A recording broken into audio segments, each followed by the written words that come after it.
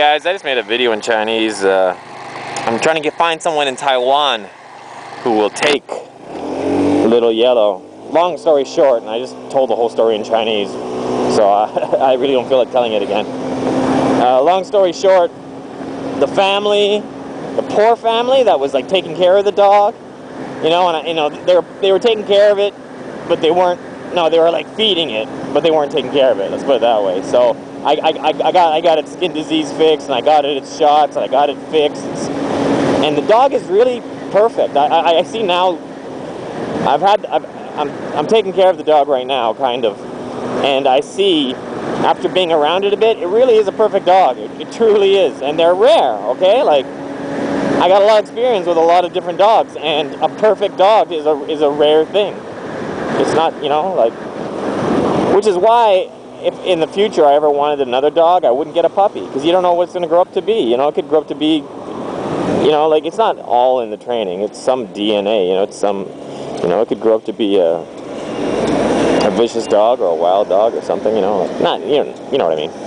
Anyways, but this dog is just like, you know, straight out of the box DNA perfect, in the sense that its temperament and everything. It's a beautiful, friendly dog. It doesn't bark, like, ever. Like, the family that was feeding it decided, they got some complaints from the neighbors saying that they didn't like it pooping on the street. So they were like complaining, and then so they took the dog and they threw it away, and then the dog came back home, and then they tried to keep the dog away by like treating it badly. They were like kicking it and stuff, and then it kept coming back anyways because their son likes it, and it loves their son is like young. He's like 4 years old or 5 years old or something like that. Yeah, around that age, around 5 or 6. And yeah, and the little boy plays with the dog because the parents are poor and low class, so they don't play with it. So they don't play with their son. So the son plays with the dog every day, and the dog loves them. But they're like, no, we got to get rid of it because the neighbors are complaining. So they tried getting rid of it a few times, but the dog is loyal and it comes back.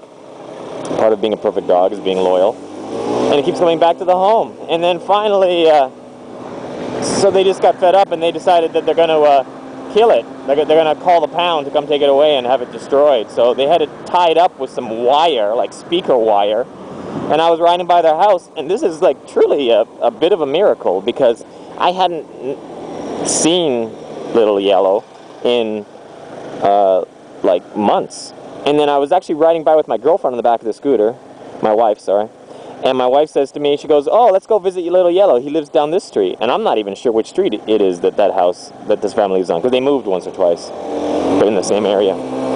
So she's like, "Yeah, let's go visit Little Yellow." So we pull into the little tiny lane with these little tiny poor houses, and I see the dog is tied up, like with only like 1.5 feet of cord, and it's like wire, and it's too tight, and the dog sees us, and it's all happy, but it's like choking itself. So I'm like, what the fuck?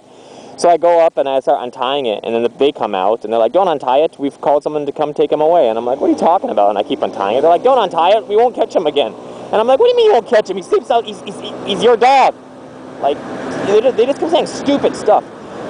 And then one woman even had the gall to say that the dog had bit her. And then she shows me this mark on her leg, and it was like a perfect circle, like a scar, but it was a circle, like a circle about that big. And anybody with any brain can figure out a dog doesn't leave a circular bite. You know, he would leave a row on one side of the leg, and 2 rows on one side and 2 rows on the other, because its mouth bites like this. It doesn't bite like a human. It actually looked like a muffler burn. That's what it looked like. So they're just like lying and just typical low-class stuff. And it's just like, whatever, I'm taking the dog. Like, you know. So I saved its life yet again. And then I can't take it. Simple as that. Don't even mention it. And I don't know anyone else who can take it. So, and I'm stressed out enough with work and money and family and stuff. So I just decide, okay, well, you know, it's an outdoors dog, and it's been outdoors its whole life. It's lived on the streets its whole life. So I just need to take it to a different area and you know, it's got to, the least I can do is just give it one more chance by just throwing it away again in a different area. Because if I throw it away anywhere near my house, it will go back to those owners, and they'll catch it again, and they'll call the pound again. So I took the dog to near where I work, and I kind of threw it away there. And then I felt really bad doing it. And then I went to work. And then I couldn't really work because I was too upset. And my boss noticed, and he's like, well, what's wrong? And I'm like, I just told him. And he's like, well, the dog can stay here for a few days until you find a home. So that's where it is now. And I got video footage of it. The dog at my school is, again, perfect. They had the dog locked up at the side of my school, like a little storage area. And at night, that area is pitch black. Okay, so it's chained up in a pitch black area. And in the daytime there's light, but at night it's like pitch black. And so it's chained up in this pitch black area, and it doesn't bark, not once. And I go to visit it, and I literally cannot see at all. So I'm just kind of walking forward slowly with my hands out until and I can hear the chain rattling, and I can hear it like whimpering a little. And then I just, you know, and I find it, and I pet it for a bit, and it's just like quietly, like not loud whimpering, but just quietly, just crying a little. And I pet it for a bit. And since then, that my work is nice. They've moved it out to the front yard, and my work has like 5 or 6 dogs. I think 6.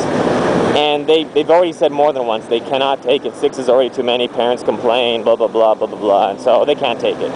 But the thing is, this dog is better than all 6 of their dogs. In what way? In every way. You know, it's more friendly to the children.